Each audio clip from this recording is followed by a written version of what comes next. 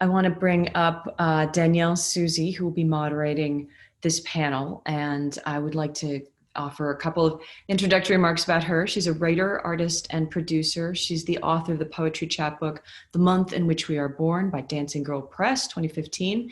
She holds a Bachelor of Arts in Political Science and Creative Writing from Quinnipiac, I think I said that incorrectly, University, and received her MFA in writing from the School of the Arts in Chicago, where she was awarded the New Artist Society Fellowship. She's a somewhat recent transplant to Utah, but she's done such a great job building a lot of community, doing a lot of stuff for the literature community here. And so we're always delighted to welcome new people into the fold. So I'm gonna invite her on the stage and the rest of the panelists on the stage, and enjoy the hour. Thank you so much, Paisley. Yeah, and everyone can unstop their video from the panel. Thank you so much. Welcome, everyone. Thank you so much to Paisley Rekdal, the Utah State Poet Laureate and an incredible artist and leader, and we're so lucky to have her in this state. Happy Poetry Month. Happy Utah Poetry Festival. Welcome to our panel, Writing in the Community. It's the first panel of the final day of the Utah Poetry Festival in 2021. This panel will focus largely on how we create and nurture friendships, how we create partnerships in the literary ecosystem, how we create collaborations and connections. And so, like Paisley said, I want to invite you to ask our panelists questions using the Q&A function at the bottom of your Zoom. And then any praise or commentary or, if a question slips through in the chat too, we can take care of that.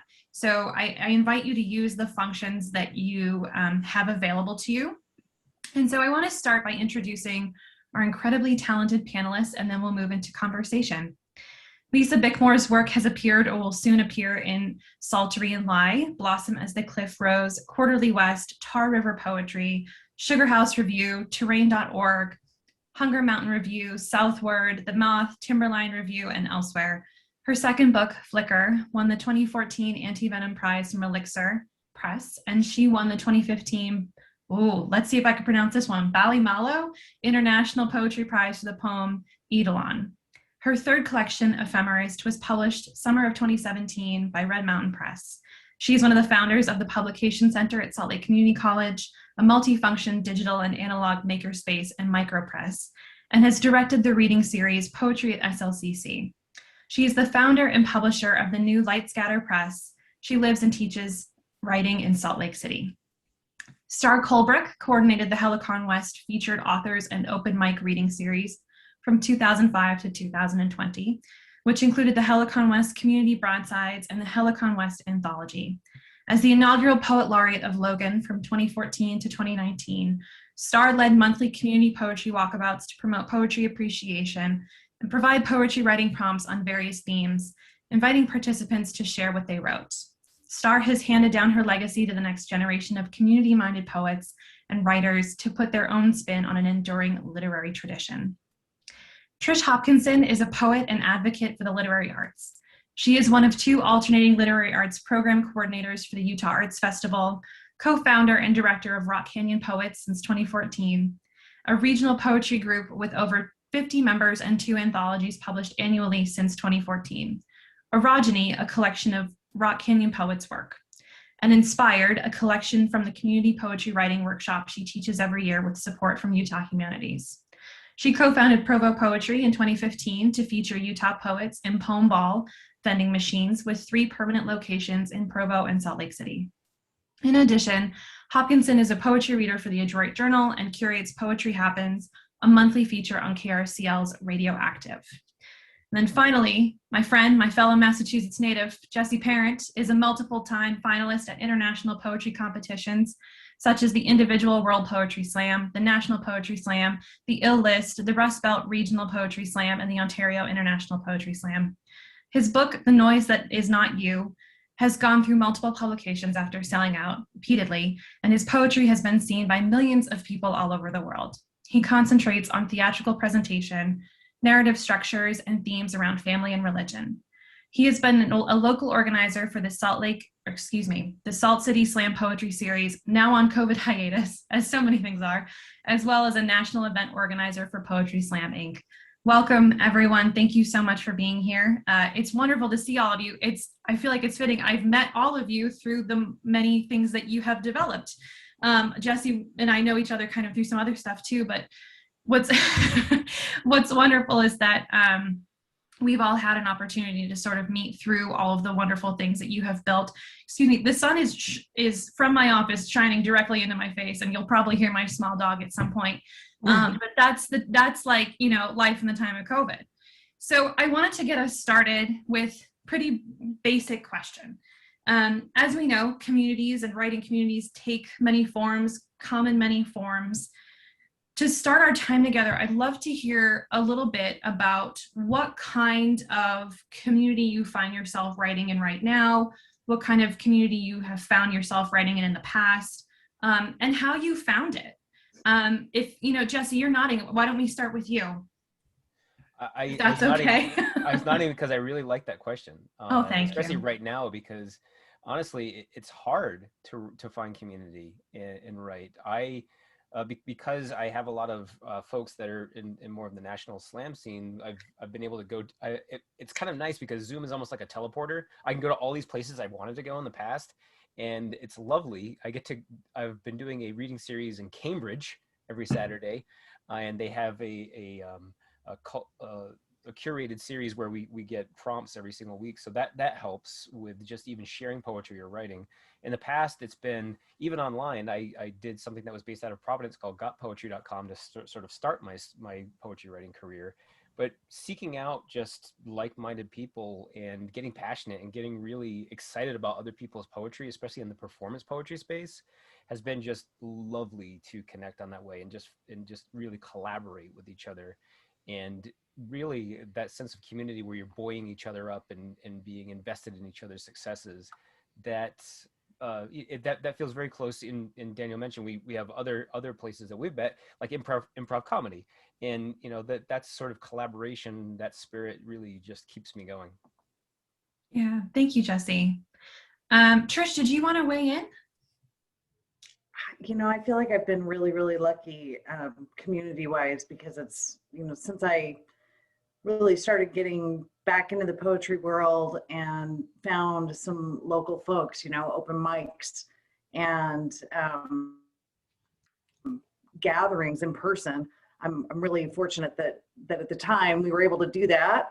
So really my community came out of, you know, local folks first and foremost, and then just really wanting to nurture each other's writing, have a place to workshop. That's how Rock Canyon Poets started, and it's just continued to grow. And we've moved to Zoom, you know, like everybody else has, and just kept that going. So I'm not gonna lie, I haven't been writing as much in the COVID world. It's just a little bit different. Everything feels a little harder and weightier, but still definitely part of that community and still coming together and workshop. And some of the folks in the community are writing twice as much as they used to. So it just sort of depends on, you know, your own headspace. For some, it's meant more writing. For others, it's meant not as much or none. So. Yeah, absolutely. I can confirm. I've wrote maybe 2 poems in 2020, maybe two. Haven't looked at them again, but maybe 2. Yeah. Thanks, Trish. It's good to see you. Good to see you. All right, Lisa, let's throw it to you. Yeah, you know, one thing I have noticed as a teacher occasionally of poets is that that's a question that lots of my students have about how to keep going. You know, I always tell them at the beginning of a class that they may not recognize it, but by choosing to take a poetry class, that they've chosen for the space of that many weeks to be in community with a bunch of other people who are also writing poetry. And when they ask me what should I do, I say, well, you know, I suggest that they look around and see if there are people that they might want to try to connect with. And then I also tell them to do the thing that I did, which is, I mean, like a lot of poets, this is an aside, like a lot of poets, sometimes there's my commitment to community is a little intermittent. because I sometimes need the space, right? But you know, the City Art Reading Series was really powerful for me in connecting with poets originally. You know, when I was sort of rededicating myself or getting more serious about poetry, that was enormous. It was a game changer. I just recognizing how many different people were writing poetry of all kinds in different communities, and so that was one of the places where I first found myself in community with other poets. And then I've been lucky enough to be in a really, really long-lived writing group that has become one of the great sources for me. You know, for me, when I write, there's companions, right? Sometimes they're, you know, the poets you admire. Sometimes they're, for a long time, it was a teacher who had rejected me. That was my companion while I was writing. And it's okay. That was me more than that person, definitely. We can hate them together. That's okay. Well, I don't even hate them. I mean, it was just like, I allowed that voice to have that kind of power. But right now, I mean, for so many years, the voices or the companions, some of them are these people in my writing group who have supported my writing by attending to it. You know, like Jesse said, you know, you buoy each other up simply by knowing that there's someone who cares about your work enough to pay attention to it. So I feel really lucky with that. And then, you know, from there you become a person like Star or Trish or Jesse, who also helps to create that community for other people. And I hope that I'm doing that. Yeah, I was going to say, and like you, Lisa, who is also making and doing wonderful. There's a reason you're all on this panel, right? And then Star, I want to ask you the same question. Like, you know, what kind of community are you writing in, and how did you find it? I stumbled into everything. I am the most lucky person in the world because I started super late. I was writing poetry and I was giving poems to friends, but when I was 40, I got into USU, and my first poetry writing class, I wasn't even going to sign up for. It was with Ann Schiffer, and my daughter's boyfriend said, well, you have to take this class. And I said, I can't, I'm just starting out. He said, and it's a third level. And he said, oh, come on. And so we did. And then somehow a poetry group formed out of that class of Ann Schiffer's. And then we noticed Ken Brewer, graduate advisor, who just always brought poets to us. And I went to all of those readings. My very first poetry reading I ever went to was Stephen Dunn down at a bookstore in Logan. And this tremendous Logan community, people were there and people were listening to poetry. And I've just been in heaven ever since I turned 40. I started Helicon West with Michael Souder. He moved back from Idaho, where we'd been doing Rocky Mountain Poetry Festival up there with Harold Wyndham and Walrus and Carpenter Bookstore and all those wonderful people. And Ken introduced us to all the wonderful readers at City Art at Mount Tabor Church when they used to have it there. And all of these things just started falling together. Nancy Tackas started inviting us to come down to help her and read. And so I noticed all of these wonderful communities of writers and audiences who just came and supported each other. And I wanted to be involved somehow in that. And so Michael and I started Helicon West, and it just took off from there. And then writers groups splintered off from there, and people would come and people would read. And we started with a few friends, and it just blossomed and grew. And that's what happens with literary communities. Once you find your way there, I don't know how you find your way there, but once you do, it just seems like you begin to be one of those who takes it in hand and says, come on, let's go, let's keep reading, let's keep writing, let's do this thing together. Yeah, absolutely. I don't know if you see that in the chat, Star, but Jesse said, I still have the coffee mug from a USU poetry event Star organized over 10 years ago. Ceramic students at USU made those mugs and they were awesome. So even that is a lasting effect.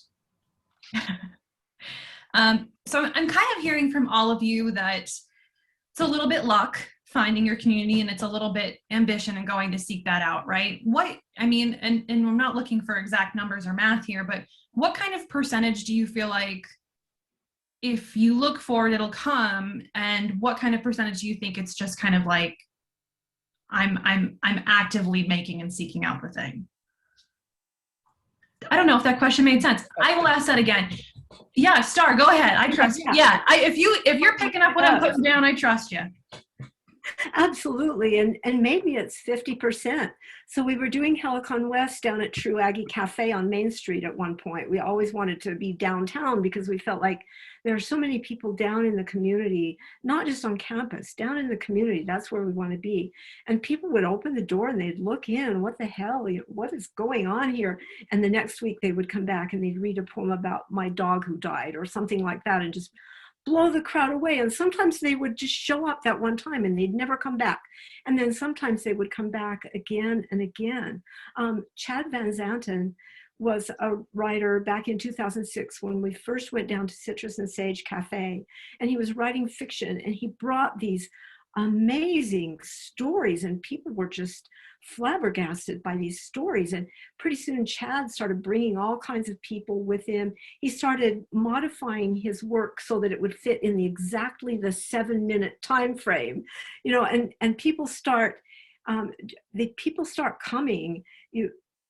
I have a poem that I wrote about, it's called Empty-Handed at the Open Mic, and it's about our early years. Like in 2007, I wrote this poem, and nobody had anything.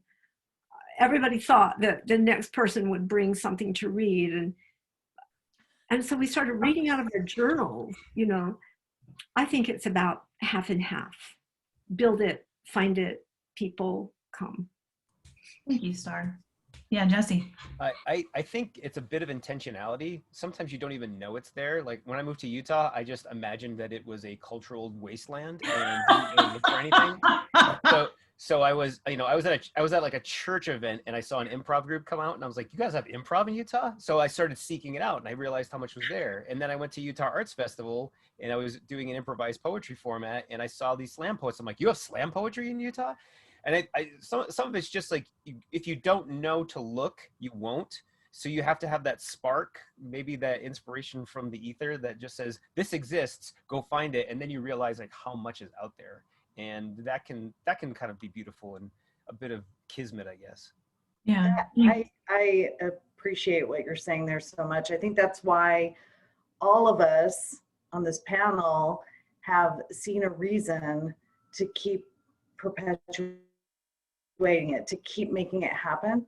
So, I always say that we're about to get loud about poetry, right? Because if the community doesn't know that there are living poets in the community, how do they know to come out to the open mics? How do they even, like Star said, peek their head in the door?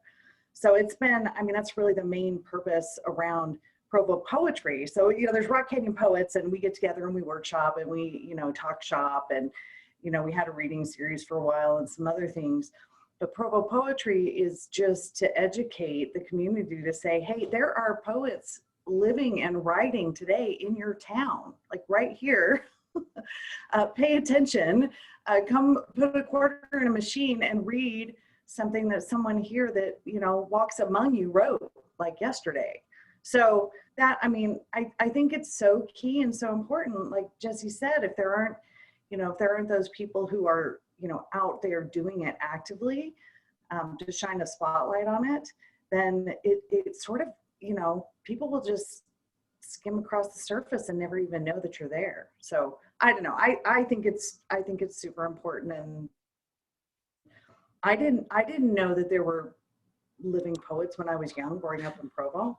I had no idea, I was reading Plath and Dickinson, and, it just, I had no idea that somebody in my town was writing poetry or taking a poetry class. It was just not something, you go to the library and pull out the card catalog and try to find a poet. Like it wasn't somebody in your neighborhood. So. Yeah, thanks, Trish. Lisa, did you want to add as well? Sure. I was thinking as I was listening about a couple things. One is that I know that for myself, I had to cultivate a disposition to my own practice of my own art, that was about being open. You know, I think if you're writing and you don't have a lot of feedback, you can be protective of your work in a way that's not productive. I know this is a way into this question.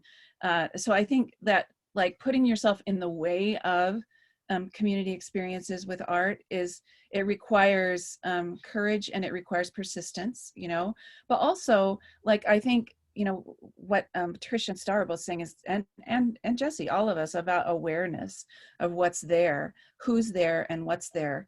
I was just thinking about, you know, coming to Provo and reading as being a featured reader for Rock Canyon Poets, Trish, and coming up to Logan to do a reading at Helicon West, and just being, and also, you know, down in Helper for Nancy Takis's reading series, and just like realizing that there are these like hives of activity around poetry and around literary arts that people had to put their love and sweat into to get them going, you know, and then to be a part of them, you just feel lucky, right? I mean, to have been able to like be a little part of those communities for a moment, you feel really lucky. And then it brings you back to your own community, and you think, okay, so how can I keep contributing to that energy around the love of words, around literary, you know, events, literary production,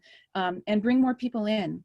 Like, one of the things I have to say I love about this poetry festival is the great variety of those poems that people contributed, you know, that have been featured in these events. And, you know, like a child reciting a poem that she had written, all the way to, you know, people much more mature, and just inviting people in and being a part through your own attitude of that, you know, of like being open to the fact that everyone wants an art and everybody deserves an art, and that we're creating spaces to make that possible, and by participating we help make those spaces. Yeah, thank you, Lisa. I think I had a similar, when I moved to Utah I moved here election day 2016, if you can believe it. It was a wild day, and I remember when I moved here, I was like, that's so, I moved here from Chicago, where I was like deeply embedded in the poetry scene, the literary scene in Chicago. Had a similar feeling to Jesse, where I was like, is there poetry in Utah? Is there writing in Utah that's happening? And I remember unpacking my books, and I had just gotten an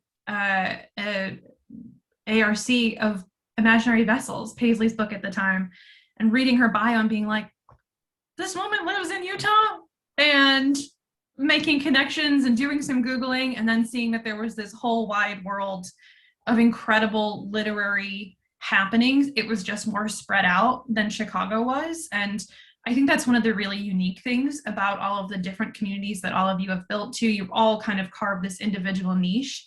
Oh, and Paisley put in the chat, if anyone wants to know if there are writers in Utah, check out mappingliteraryutah.org. Which is an incredible project that Paisley's been working on, and it's a really wonderful website and resource too. Hilarious, thank you, Paisley.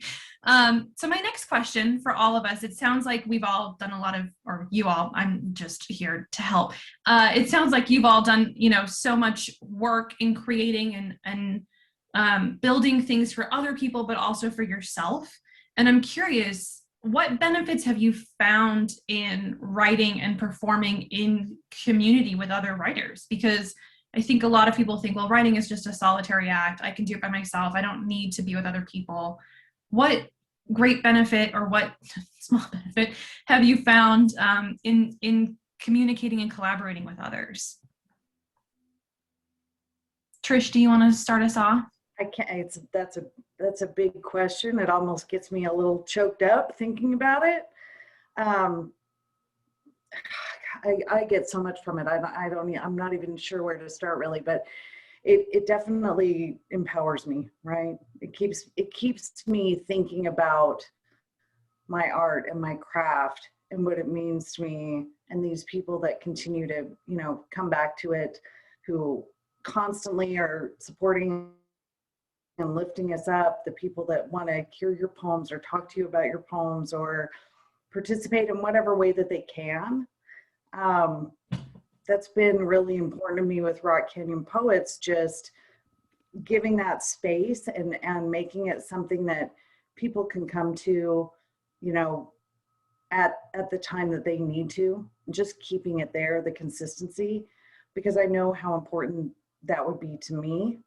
And yeah, I even in working with the Utah Arts Festival, just going to trying to find all the different little pockets of communities, talking to everybody that I could try to make sure that we represented all of Utah. You know, really making sure that the literary stage at the Arts Festival was open to everyone, that everybody was represented. I mean, it was just the outpouring of love and support from the whole community. It's just been huge for me. I mean, it's part of why I can't stop doing it. Like, it would be impossible. Like, I can't. I mean, even, it doesn't matter how busy I get, there are just some things that just, I have to hang on to them. So I don't know. That was a little bit all over the place, but I get emotional thinking about it. No, you're good. And we welcome vulnerability here and crying. Crying's great too. You wouldn't believe how many times a day I cry. It's amazing and it feels really good. So you should do it sometime. Who else? Who would like to go next? Does anybody have a response? Or I'll pick you like in class. Yeah, Jesse.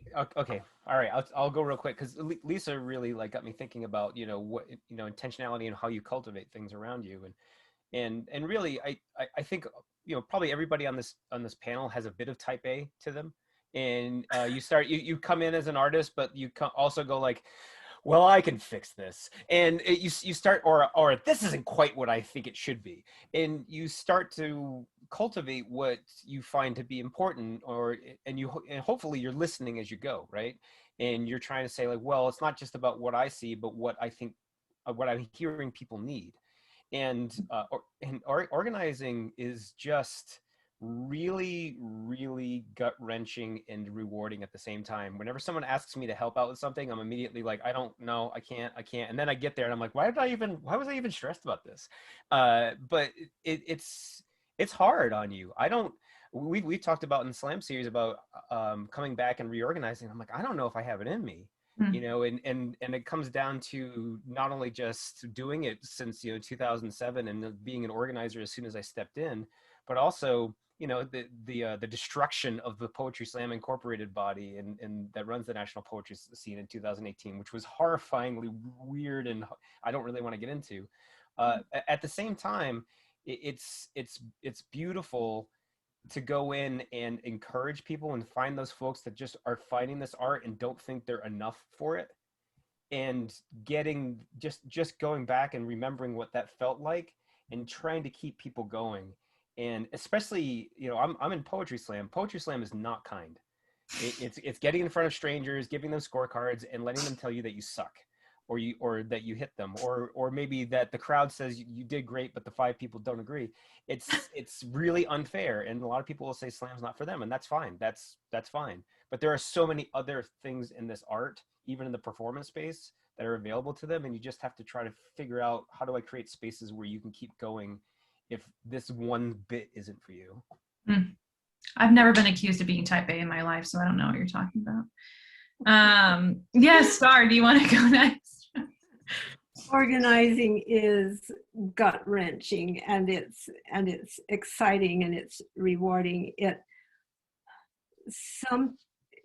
Sometimes when you organize and you don't get as many people as you feel like because I think it was Trish talking about the how do you get people to come? How do you get people to know where you are? There's so much involved in advertising. How do you get it out to all of the people and not make anybody mad at you for including them in something that they just don't have time for? It's really a difficult and time-consuming thing. But then suddenly you get 70 people at an event and you get all of these emails and you get all of these thanks and people start chattering talking with each other on the sidelines, and pretty soon, when your organization, your organizing and your organization have come to a point where it's known, you know, then there's another level of worry. So what's going to happen with this organization when I go? Because we all need to know how and when to step back. We need to know how and when to get in, and we need to know how and when to go. And so we always need to keep our eyes open for somebody out there who we think could take it on. And I'm, again, just very lucky because I have people I've worked with, young people full of energy and ready to go, like Britt Allen, who's now the coordinator of Helicon West. She took this thing and said, yes, I'll do it. And there just wasn't any question. You have people waiting in the sidelines thinking, I can do this. And I think it's really important for us to let people do what people want to do. I think that's how an organization keeps alive and vibrant. We've nurtured it and we've brought it, but how do we get its heart out to people who can carry it? Yeah, and allowing those people to innovate inside of it and not have to carry out the thing that you had planned for it, right? That's such an important thing. Yeah, absolutely. That's a wonderful point, Star. Thank you so much for that. And Lisa, I want to throw it over to you again. Well, I just want to say amen to what Star said about that, learning how to pass it on and learning how to create space for people to pick it up when you need to put it down. And I think a lot about this, and practically everything that I do around this, you know, things that I started or was instrumental in starting, like how do I help the next person, you know, by teaching them what I know, because some of it is that, right? It's not just, you don't want to have somebody come in and have to learn the hard way everything you learned, right? If possible, right? But also recognize, have enough humility and like the open hand, you know, to know that when you pass it on, that someone else is going to make something new out of it and be happy about that, right? And I think I really feel what you said, Jessie, about saying, I don't know if I have it in me. Mm-hmm. I'm feeling that strongly about a bunch of things in my life.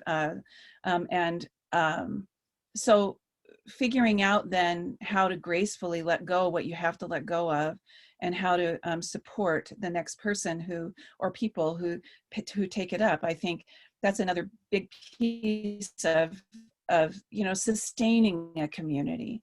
Like, it's really devastating when you start something and it's good and you don't see a path forward for it if you put it down. But I feel like in a way, when you're creating a community around something, you're always creating, you know, the next possibilities for your organization if you're doing it right. And most of us are trying to do it right. You know, we're trying to open it to everyone, to sort of like look at our own type A-ness and like figuring out how to breathe through that, right? Yeah, again, can't relate to the type A. Again, just never been told I was type A. So just kidding. When I entered my doctoral program, director was like, I have a feeling you're all type A. And we were all like, huh, that's crazy. I want to say in the chat, Raymond Christensen just said, study of swarm technology has shown the direction of the community can be changed by the course of an individual, which I think is a lot of what you're all getting at, right? Like, we have built this thing, or we are currently building this thing, and we have directed it, and we're making change and allowing other people to kind of redirect it as well too, which I think is really important. We have about 20 minutes left, so I want to encourage folks who are watching to put questions in the Q&A box. If you do have questions, it looks like we have one right now. For Star, could you please tell me the name of your group / publication? Is it Helicon West? Thank you. It was, right? I think you stepped down, right? Yeah, so I'm not sure which one they're referring to. So Helicon West celebrated its 15th year last year, and we celebrated with an anthology on its 10th year. and it's still going strong. It stopped for a year with COVID. The funding source ended, and I was devastated, and I wasn't sure if I could go on. And then Nat and Nano with Sugar House Review said, you know, you're going on. And so we did. And so that's when I asked Britt if she would like to take it on, and she was thrilled. And so I'm in the background now. I think I like being in the background better than anything. But Helicon West is up and running. It's going once a month now. For the time being, we'll be back to our every second and fourth Thursday, but for now it's just the fourth Thursday of the month. We've got an event coming up this month, and it's going to involve the Inclusion Center at USU. We've got a couple of great authors who are coming. It's at 7 o'clock. If you want to email me at star.coulbrooke@aggiemail.usu.edu and ask about it, we'll put you on the list. I'll forward that to Britt, and she can get you the announcement. Everything's on Zoom. My other group, Poetry at 3, is still growing strong, thanks to Brock DeChair, who in the pandemic just kept on sending a poem every Wednesday. We would meet on Wednesdays at 3, hence Poetry at 3 for, I don't know, since 1993. And he's kept that one going. So pretty blessed. Yeah, thank you, Star. Thanks for sharing. And I will guarantee everyone else a chance to plug other things too at the end of this, I promise, because I want you all to talk about the fun things that you're working on. Paisley earlier in the chat wrote a question that is hyper relevant to our times right now. Post-COVID, are there any pandemic-inspired community practices you'd like to have continue on? Anything for organizers of reading series? I have really enjoyed the accessibility of everything being online. I mean, it really has just cracked that open. And, you know, Rock Canyon Poets has been around since 2014 now, so people have moved. You know, I mean, there are about 55 of us now, but some of the key players from the early days have since moved away, myself included. So we, you know, having the opportunity to really get online, I don't think it's something I would have done. We would have just stuck with who is there local, and it's been really great to have, you know, some of the poets that have been with us since the early days be able to participate again. And I do think it has broadened our communities in so many ways, right? So it's not, you know, it's not just the Salt Lake City, Utah poetry community or the Provo poetry community or whatever. We're merging and mixing and mingling more than we ever did before. So I do hope that elements of the online space continue, and that it doesn't, you know, that people keep trying to innovate in that space, trying to find better ways to do it, more creative ways to do it.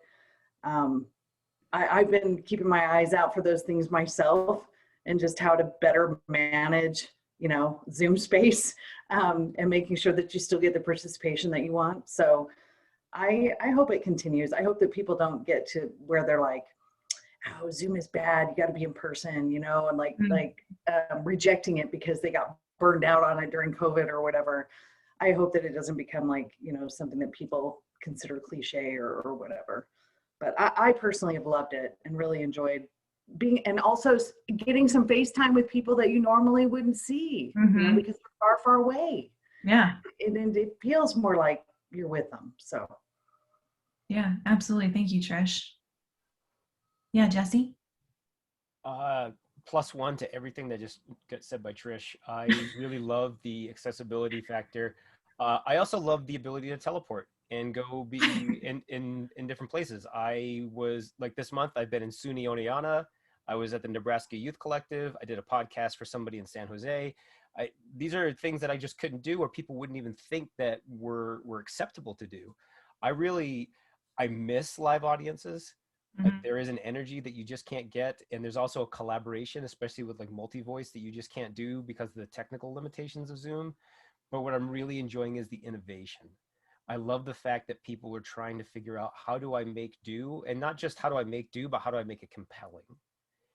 Right now, this almost feels like a stopgap, right? We would probably be in some university with some level of attendance, in a panel on sitting at a folding table of some sort, while you were at a podium looking awkwardly back to us. But I feel like we're probably getting more people involved. More people are able to kind of lurk and say, you know what, I don't have to get up and go somewhere. I can just get online.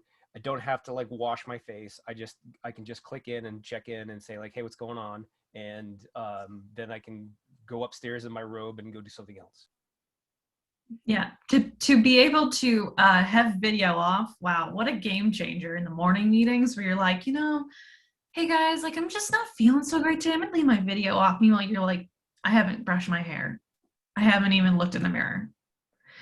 Star or Lisa, Star. Also, so Jessie mentioned this idea of accessibility and people coming, and Trish mentioned this idea of people coming back. Like one of my Poetry at 3 group members is in Oregon, Susan, and she's able to come to the Helicon West events now, and she's able to participate in all of these with us as if she were there. That's really important. That's vital. And the accessibility, I think having closed captioning and having things on Zoom and having things where people don't have to get all of the paraphernalia of life that they need in order to get out and about and to go out. I mean, just being able to be there in their safe space and enjoy poetry and see people, yes, in their little boxes, okay. But still, this has been really eye-opening for me. I think I was really insular, even though before every event, for instance, Poet Laureate, we would do poetry walkabouts, but we would always go scout out the area first and make sure that people could get there and make sure the bus was available and make sure there were ramps and make sure, we always wanted to make sure that people could go there. But sometimes people just can't go there. And so Zoom has been really a good thing. I hope we can keep some way of in-person and virtual from now on. Yeah, absolutely. Lisa? Yeah, I like going last, batting cleanup. Yeah, no kidding. I'm like, she's going to go last every question. I just know it because she's so patient. Go wait. All of you, I can echo all of you, and then I can add one little thing. So I want to say also that I have been happily surprised by the loveliness, the lovely affordances of Zoom. That is to say, things that I wouldn't have predicted that are great potentials and that are realized through that technology. So, as an example, at SLCC, we had 2 poets this year. One, Diana Coyne-Wynn, that we had to reschedule her from when the pandemic hit the previous spring. So she came this fall. And then just most recently, Joshua Bennett. And both of them, I was surprised by the intimacy of the events. Both of them. Like, so here we are all sitting in our various, diverse spaces. And yet, the conversations that came about as a result of the readings were better than any that I have seen live. Same thing with the reading that the U of U recently sponsored with Mark Wunderlich. A beautiful reading, but also a beautiful conversation. And so I think, I know that all of us are tired of Zoom, right? Because we do everything, so many things through Zoom. If you're working somewhere, you're doing your meetings through Zoom, et cetera, et cetera. So it's like we're saturated with that. But once we can, I hope, be in same spaces again, we'll think about the affordances of the modality of Zoom and what it allows as opposed to what it prevents. I mean, I too miss being with people. I really do. I miss talking afterwards and giving people hugs and all of that. But I will say that the quality of the readings that I've attended through Zoom has been surprisingly wonderful, intimate, and really beautiful. I wanted to add one thing that I hope I think maybe we'll respond to the thing that Paisley asked, which is what can we learn and because right now we're all tired of it.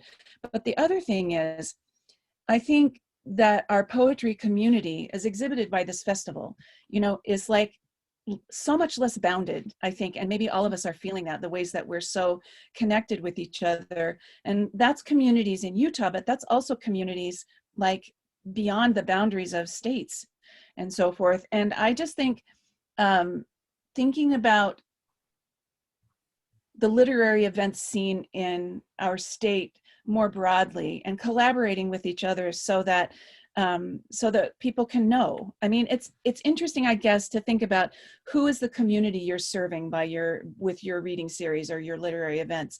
I mean, I think previously it would have been, more local, right? I mean, it would have been, these are my people in Provo, or these are my people, at the community college, even these are my people at the U, this is community college, this is the U, right? Anyway, that's my spatial representation of Salt Lake Valley.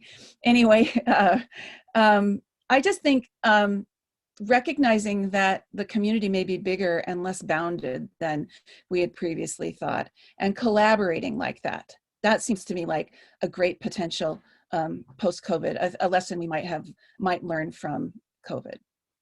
Yeah, and Lisa, I'll add to that too. The beginning of the semester, I'm teaching Lisa's poetry course this semester. It's some of the shell, and it's slick, and I made this kind of like page on our Canvas page that was like, here are all the readings that are happening online. You should watch them. Who knows if they're watching them, right? It's the joy of teaching, is you just never know. But I think that even having that available for our students is really important, and having it available to our community to say like, hey, Terrence Hayes is reading, somebody you might never see read, and you should watch it. You should watch it. And encouraging people to take advantage of the literary communities, like Lisa said, outside of Utah too. I'll also say there's plenty of folks in the chat who said that they agree. Aaron Tim said, I would not have been able to be at this event without the online option. Sarah Colby said, the virtual platform has given me a chance to attend wonderful events like this one from a distance. I live in Texas now, but I have Utah roots, and so it's a delight to connect in this way. I could not have attended otherwise. Melody Johnson says, would you, for this festival, have had the variety of readers if the opportunity to create and submit videos had not occurred? That's a really great question. That seems more like a Paisley question, if I'm honest. She did all the organizing. But I'll say, I think the fact that we are all kind of spread out among Utah. Trish is in Provo right now, right, Trish? Sorry, I was on mute. I moved to Colorado. So just a month ago, I'm in Palisade, Colorado now. Excuse me. It's only, okay, well, we'll talk after. We'll talk offline. Okay, sounds good. But off the panel. Not far. Only 4 hours from Provo. It's not that far. I'm still very much a Utah poet. You could still be in Utah and be 4 hours from Provo. So that's basically the same, right? And Star's up in Logan, and the rest of us are in Salt Lake. And so I think even being able to, I know one of our other readers is currently, I think, in Lima, Peru. I think Tacey Atsedy is still in Lima. So she might be zooming in from Lima, which is amazing. So yeah, I think even being able to be, alone together on the internet is a really amazing part of Zoom. I'll also, let me look at the thing. Morgan says, can we get a link to the online readings Danielle referred to? Maybe, this is just a list I curated for my students. If you just Google like virtual poetry readings, I'm sure you're able to find them. That's as much research as I did, and just reached out to some friends who organize around the country. You can email me. Just find me and email me, and I'll send you some links. Other folks said, yeah, I wouldn't have been able to be at this session without the online option. Paisley said, we have about 30 more poets we're featuring, which is amazing. Yes. Okay, let's talk about things you want to plug, because we're nearing our time together, unfortunately. People are asking for you to plug your things. So Star, is there anything else that you wanted to plug, or did you plug away? I'm good. Okay. Thank you. So easy. Jesse, what are you working on right now? What's coming up for you? Right now, we're trying to figure out how to get back into the actual physical spaces. So look for The Box downtown is going to be the Salt City Slam Poetry Series, as well as the Draper Historic Theater. We're starting back up Laughing Stock. I won't go probably to anything until maybe June, but we're figuring it out. Nice. Thanks, Jesse. Lisa? Well, I am Danielle is on the board of Light Scatter Press, so we just started that new endeavor about a year and a half ago, and we're about to publish our first book. The publication date is April 30th. I just want to say one of the coolest things for me about this press, first of all, was just all the opportunities to learn and to undo my own imposter syndrome practically on the daily. And then but also that to collaborate with a variety of artists and designers on the multimodal aspect of this press. So I invite you to go look at the website, lightscatterpress.org, to find out kind of what we're doing. And also, of course, I invite you to buy the book so that you can see what we've done. But, you know, the multimodal app that we developed for this book involved the talents and skills of a coder and a couple of musicians and several visual artists, book designer, graphic designer. I'm really thrilled with the fact that we have developed this beautiful thing. I think no one has quite done this yet before, and so it feels like a big risk and innovation and a pretty thrilling thing. So that I am thrilled about it. In case you can't tell. Yeah.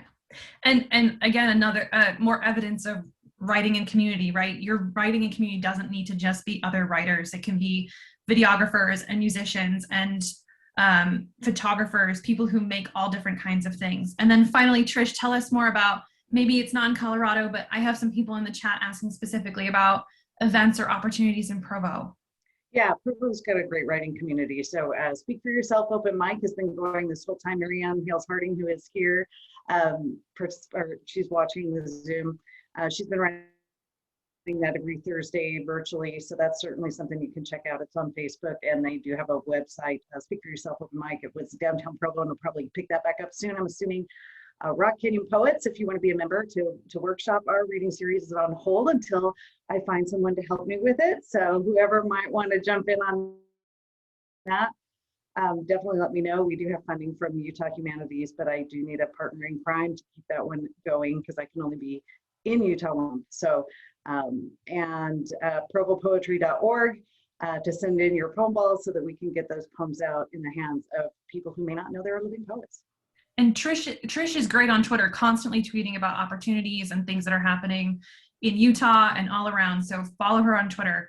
Thank you all so much. What a joy it is to know all of you and to be in community with all of you. Thank you. Thank you. This has been a great panel. Thank you all. Thank you, Danielle, for wonderful moderating. Thank you, Lisa, Star, Jesse, and Trish. And I do urge all of you out there, if you're interested in the kinds of work that these organizers have been doing, do follow them on social media. Trish is probably the most active person I know on social media. Half the time I'm finding out about what's going on because I'm following her. If you are interested in the poems that we have been that I've been sharing on social media, and the Utah Humanities have been sharing twice a day, 8 a.m., 6 p.m., pretty much every single day except for the weekend of this festival, you can just continue to follow me or the Utah Humanities Book Festival and the Utah Humanities on social media. And there's also they're all going to be collected all together on the Utah Humanities YouTube channel, and you can find that on the utahpoetryfestival.com site, or it's in the chat as well. And I have to say, in fact, that's really true. We would not have had and as diverse a group of voices if we'd even done it live. Even if we'd had an open mic, we wouldn't have had nearly the amount of aesthetic, age, regional language diversity. We had a number of poets that wrote in and performed only in Spanish. And so there's just some really fantastic ones there. So do take a look at that, which means that if we do this next year, I'm thinking about trying to also do something between virtual and in person to sort of preserve some of the diversity we're able to get that we couldn't before. Anyway, thank you all for coming. Thank you all out in the audience. And I look forward, hopefully, to seeing you out there for the next panel. The next one is the environment and literature, and then devotional poetry this afternoon. So thank you again, and have a great weekend.